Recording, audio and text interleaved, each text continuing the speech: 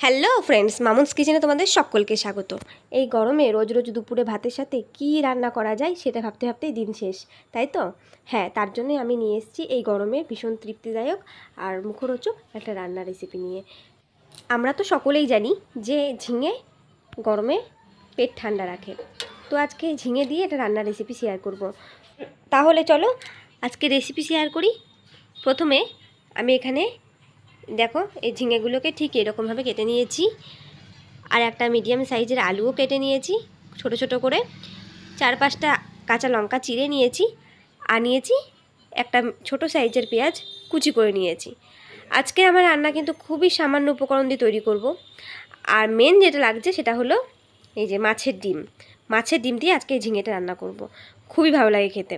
তো তার জন্য দেখো প্রথমে আমি একটা কড়াই গরম করে তেল দিয়ে দিয়েছি তাতে, আর অবশ্যই সর্ষের তেল দিয়ে রান্নাটা করতে হবে। তারপর আমি ফোড়নের মধ্যে দিয়ে দিয়েছি কালো জিরেটা একটুখানি ভেজে নিয়ে এর মধ্যে আমি প্রথমে আলুগুলো দিয়ে দিলাম। এবারে আমি আলুগুলোকে হালকা করে ভেজে নেব, বেশি লাল করে প্রথমেই ভাজার দরকার নেই, প্রথমে হালকা ভেজে নিচ্ছি। এবারে আমি এর মধ্যে দিয়ে দেব যে পেঁয়াজগুলো কুচি করে রেখেছিলাম, সে পেঁয়াজ কুচিটা দিয়ে দিচ্ছি। এবারে এই পেঁয়াজ কুচির সাথে আলুটাকে আমি একটু লাল লাল করে ভেজে নেব। দেখো আজকে রান্নাটা আমি কিন্তু একদম মশলা নাই বললেই চলে, খুব কম মশলায় রান্না করব, যেটা এই গরমে খাওয়া কিন্তু খুব একটা ক্ষতিকরও হবে না। আর যেহেতু রান্নায় ঝিঙেটা আছে, তো সেই জন্য রান্নাটা খেলে কোনো সমস্যাও হবে না, পেটটাও ঠান্ডা থাকবে। তো দেখো কথা বলতে বলতে আমাদের এখানে আলু পেঁয়াজ ভালো করে লাল লাল করে ভাজা হয়ে গেছে, আমি ভালো করে ভেজে নিয়েছি। এইবার আমি এর মধ্যে যে চেরা কাঁচা লঙ্কা আর ঝিঙে কুচিগুলো রেখেছিলাম সেগুলো এবার এর মধ্যে আমি দিয়ে দিলাম। এবার এই ঝিঙে আলু পেঁয়াজ কাঁচা লঙ্কা সব কিছু একসাথে ভালো করে একটু হালকা করে ভেজে নেব,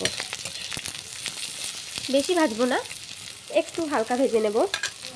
তারপর আমি এর মধ্যে দিয়ে দিচ্ছি পরিমাণ মতো লবণটা তোমরা তোমাদের রান্নার উপকরণ অনুযায়ী বুঝে দেবে। আর দিয়ে দিচ্ছি সামান্য হলুদ। এবার লবণ হলুদ দিয়েও এগুলোকে একটুখানি লাল লাল করে ভেজে নেব, যতক্ষণ না এগুলো থেকে হালকা একটু জল ছেড়ে আসছে। একটু হালকা করে ভেজে নেওয়ার পরে দেখো বুঝতেই পারছো একটু জলও ছেড়েছে ঝিঙে থেকে। এবারে আমি মাঝখানে একটুখানি জায়গা করে নিলাম। এবারে আমি যে মাছের ডিমটা মেখে রেখেছিলাম সে মাছের ডিমটা এর মধ্যে দিয়ে দিলাম। এবার এই মাছের ডিমের সাথে এই ঝিঙে আলুগুলোকে খুব ভালোভাবে মেশাতে হবে, যেন দলা পাকিয়ে না যায় সেরকমভাবেই করতে হবে। একটু ঝুরঝুরে করে রান্না করতে হবে, এটা খেতেও ভালো হয়।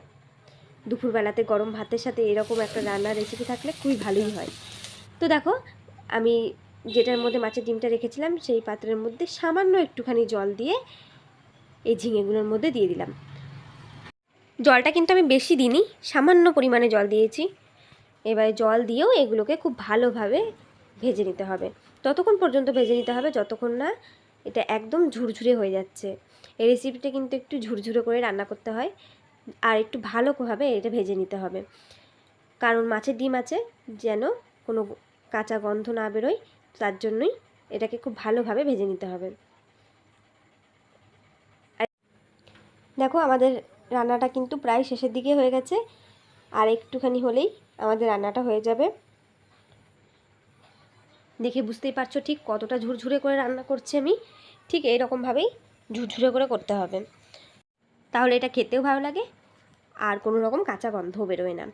ব্যাস আমাদের খুব সহজেই মাছের ডিম দিয়ে ঝিঙে আলু ভাজা রান্না হয়ে গেছে। এবার শুধু এটা গরম ভাতের সাথে খেতে দেরি। দেখলে তো কত সহজে আর একদম বিনা মশলায় আমি এই রান্নাটা আজকে করে ফেললাম, শুধুমাত্র লবণ তেল হলুদ দিয়ে। তো আজকের রেসিপিটি যদি তোমাদের ভালো লেগে থাকে অবশ্যই একটা কমেন্ট করে জানাবে যে রেসিপিটি তোমাদের কেমন লাগলো। দেখা হচ্ছে নতুন কোনো দিন নতুন কোনো রেসিপি নিয়ে। ততদিনের জন্য তোমরা সুস্থ থেকো, ভালো থেকো, আর আমার চ্যানেলটি যারা এখনও সাবস্ক্রাইব করোনি প্লিজ সাবস্ক্রাইব করে দিও।